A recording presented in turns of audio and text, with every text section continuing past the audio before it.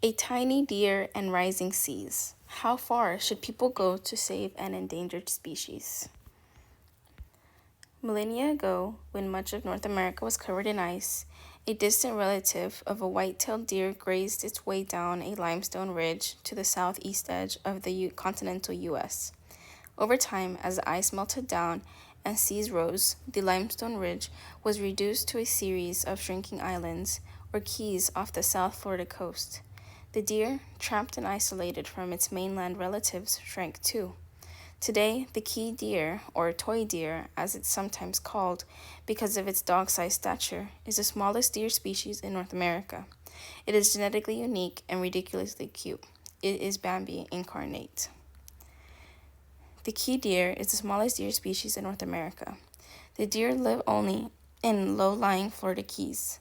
They are considered federally endangered, with an estimated population of around 1,000. Also possibly doomed. Rising seas created the key deer. Rapidly rising seas, a symptom of human-caused climate change, are challenging its continued existence and raising tough questions for the people trying to keep the nation's more than 1,300 other threatened and endangered species alive. How do we save an endangered animal like the key deer when we know no matter what we're going to lose its habitat in the future? Asked Nikki Colangelo, Endangered Species Manager for the U.S. Fish and Wildlife Service's South Florida region. The key deer was one of the first species protected under the Endangered Species Act. Like 99% of the other species that have gotten protection from the landmark law, the key deer has avoided extinction because of the U.S. Fish and Wildlife Service. Now, however, rapidly rising seas, a symptom of human-caused climate change, challenge its continued existence. The Endangered Species Act, which turns 50 this year, tasks wildlife managers like Colangelo with stopping extinction, protecting imperiled species, and recovering them to the point where they no longer need federal protection. Saving life on Earth, said Martha Williams, director of the U.S. Fish and Wildlife Service. That's what we're doing. But in an era of rapid climate change, when entire ecosystems are being eroded by subcharged temperatures, wildfires, hurricanes, and droughts, what does saving a species even mean? What counts? The Endangered Species Act is being tested by climate change and sea level rise in particular in these low-lying island ecosystems, said Chris Berg, Florida Field Programmer Director in the Nature Conservancy. Key deer are illuminated by car lights on Big Pine Key. Dusk settles over silver of the island in the horizon. Sea levels globally have risen 6 to 8 inches in the last century.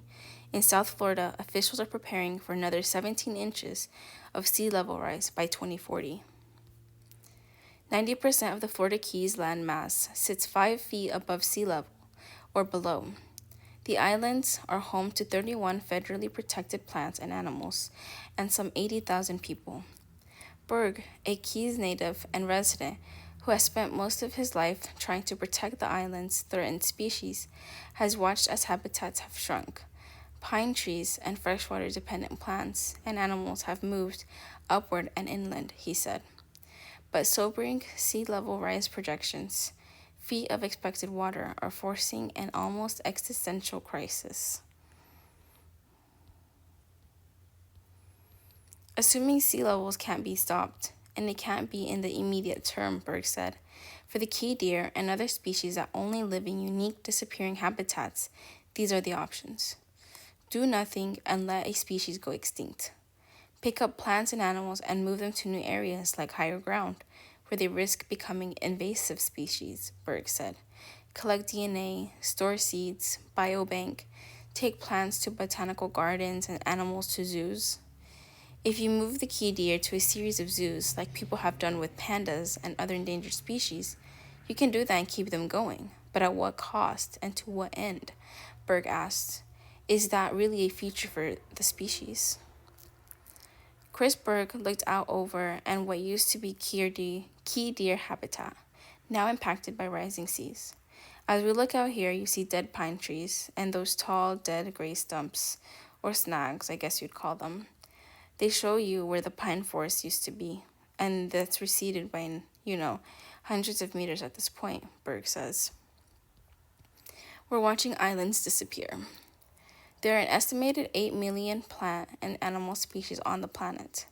At least 1 million of them are at risk of extinction, with many within decades because of human actions.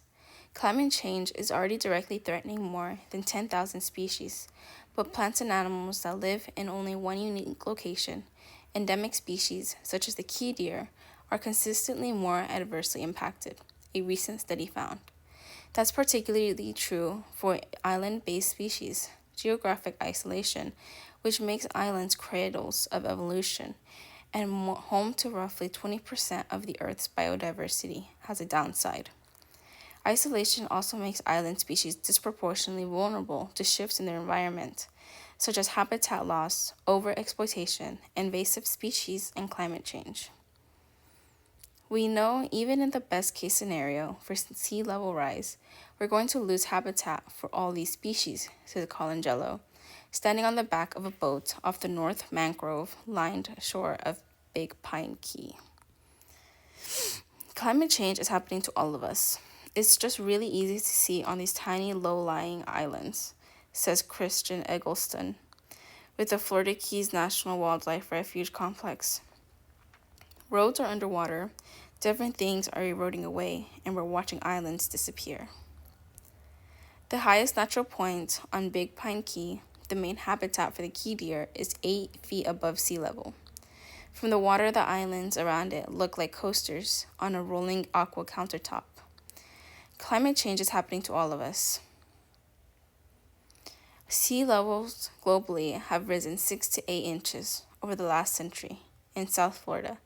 Officials are preparing for another 17 inches of sea level rise by 2040.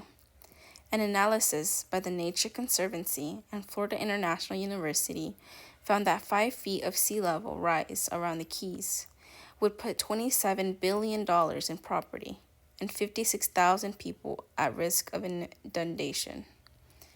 Knowing how much habitat will be lost, Colangelo said it's unlikely wildlife managers will be able to recover species in the places where they currently are.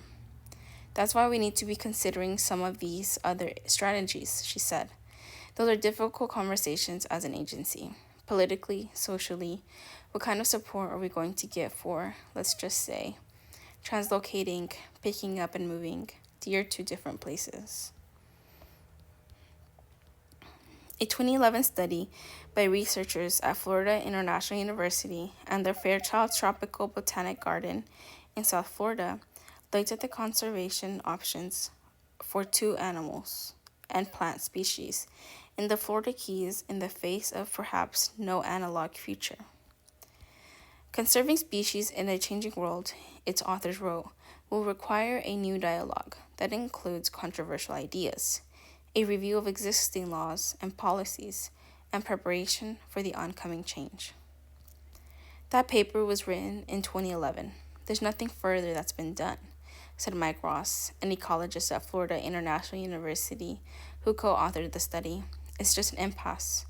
Meanwhile, sea levels are coming up at now almost a centimeter a year.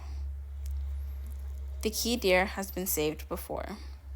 The tragedy of the key deer is that, if not for climate change, the species is a conservation success story. As recently as the 1950s, after decades of poaching and habitat loss, there were only about 24 key deer left on the planet. We nearly lost them, said Nova Silvey, a retired biologist with the Texas A&M University who was one of the first to study key deer.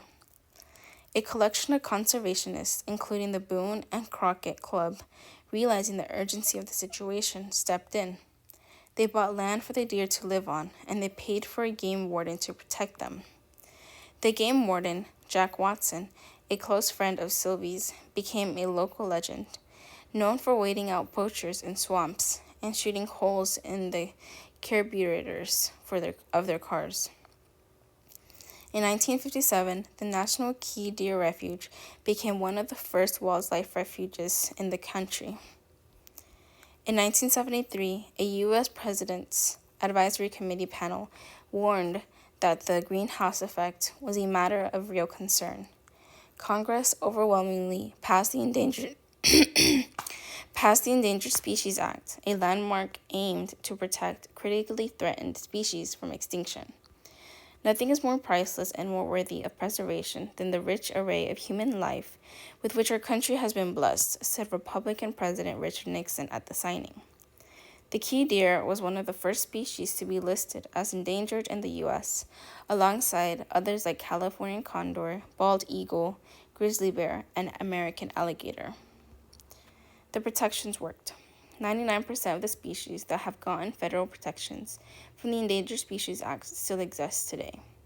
The key deer's population soared. Today, there are an estimated 1,000 key deer, so many that on Big Pine Key, residents give them names and put up fencing around their gardens to keep their plants safe.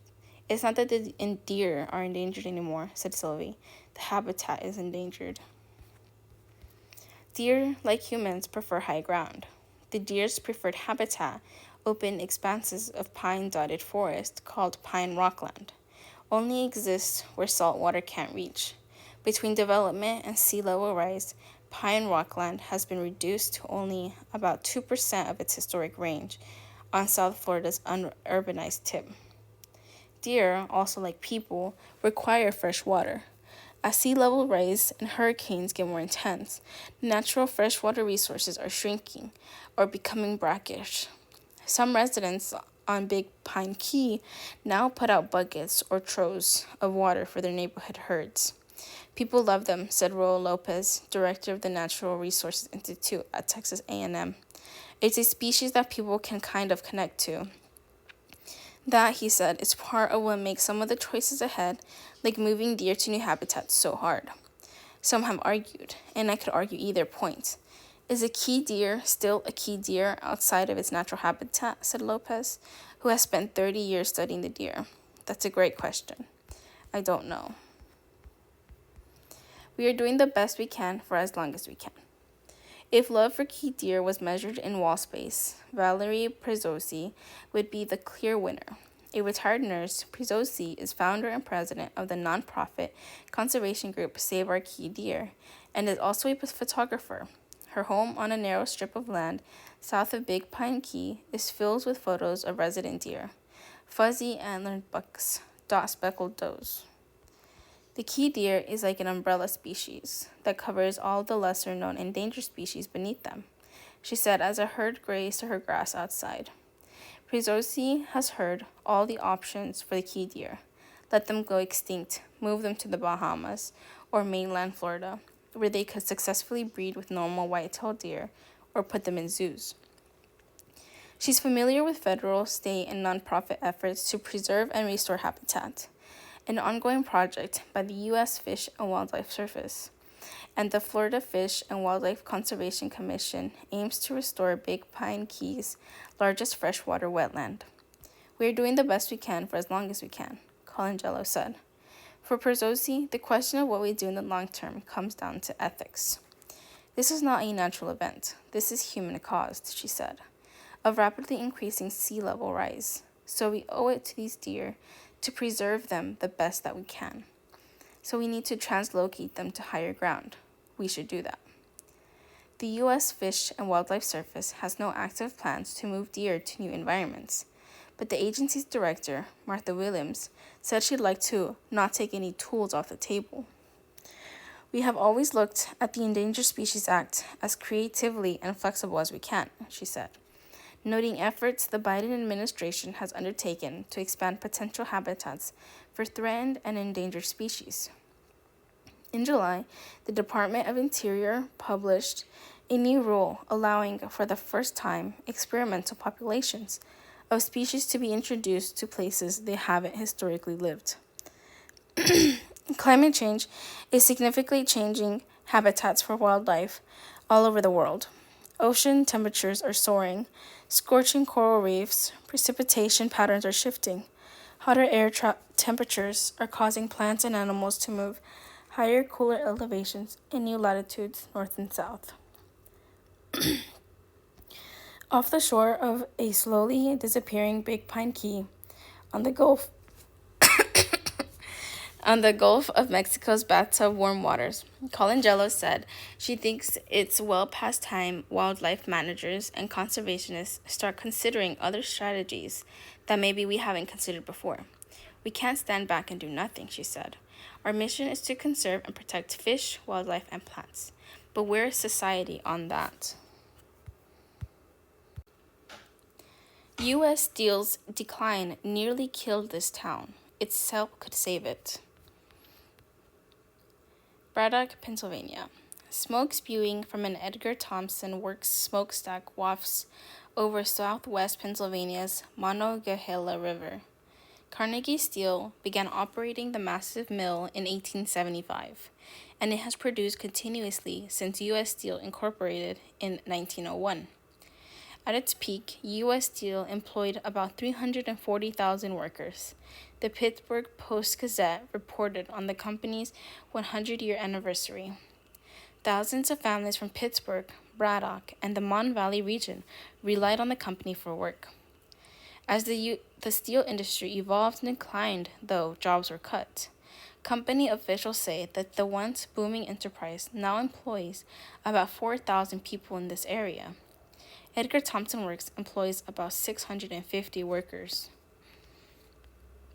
Many Braddock residents who once worked there left. The borough's population fell from a high of about 20,000 in 1920 to about 1,700 today. Most of the residents are black and aging.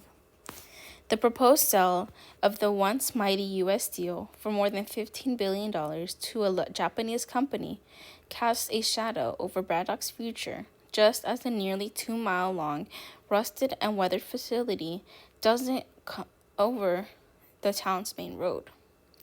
With days to go before the election, many residents here are concerned that they've gone unheard for the national figures vying to lead the country. Both former President Donald Trump and Vice President Harris have opposed the sale to Nippon Steel of Japan, but some feel that allowing it would be better for Braddock and the region. Braddock Borough, a manager, Lou Ramson Jr., is one of them. He said he understands why opposing the sale is politically favorable, but he is concerned that blocking it could jeopardize the town's financial stability. Selling U.S. Steel to its potential foreign buyer is one way to make the most of the situation while it's still viable, as Ransom sees it.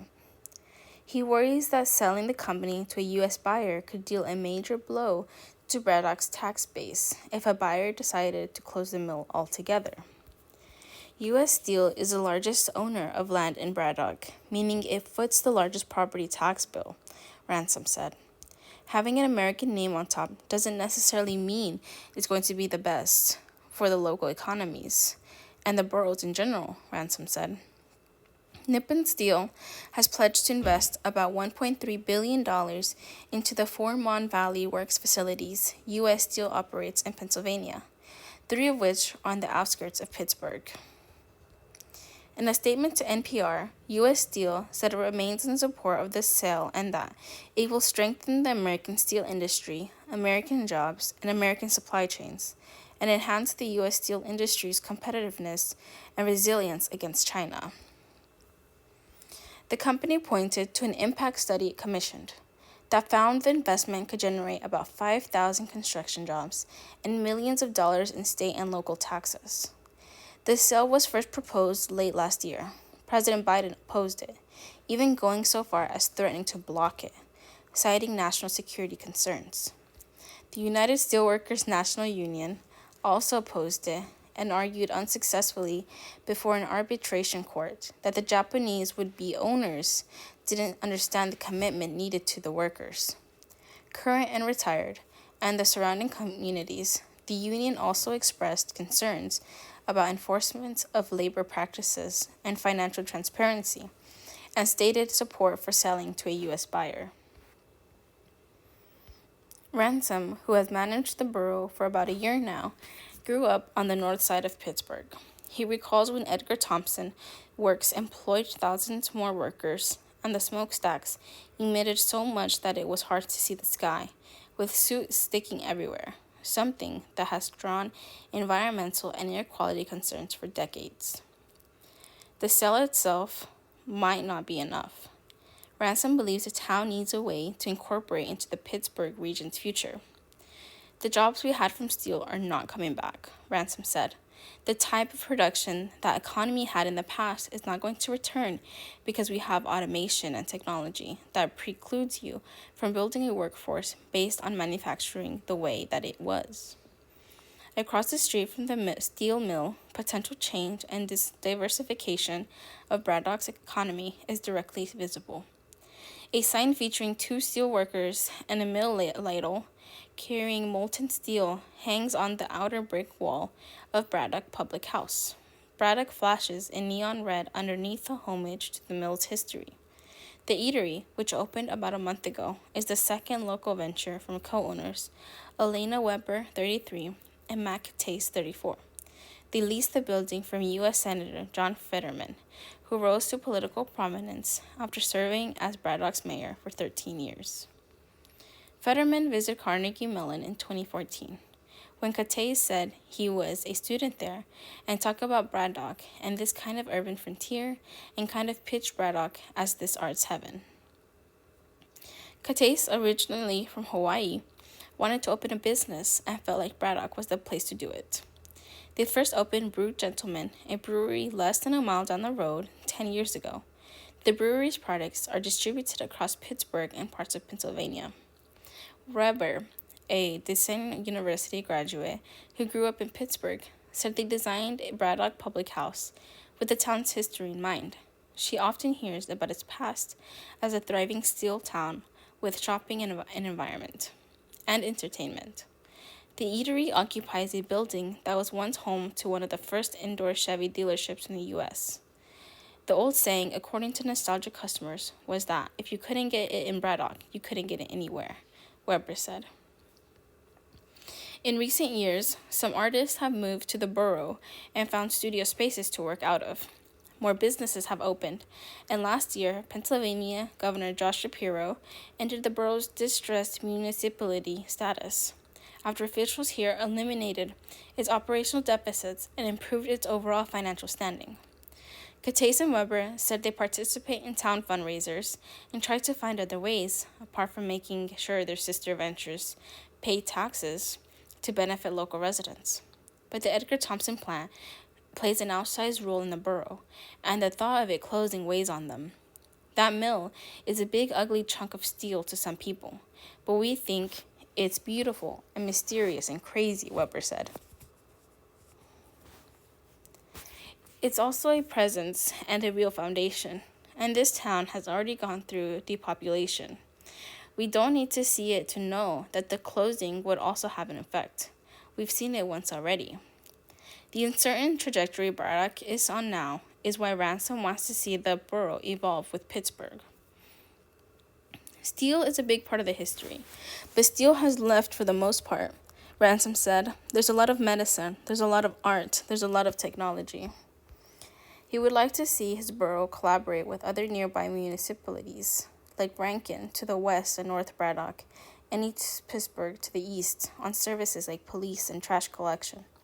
He feels Braddock could build on its central location and essentially serve as the main street for the area. Reviving Braddock beyond the steel deal, he believes, will require all of it, the sale of the U.S. Steel, local investments, and collaboration, because a rising tide raises all ships.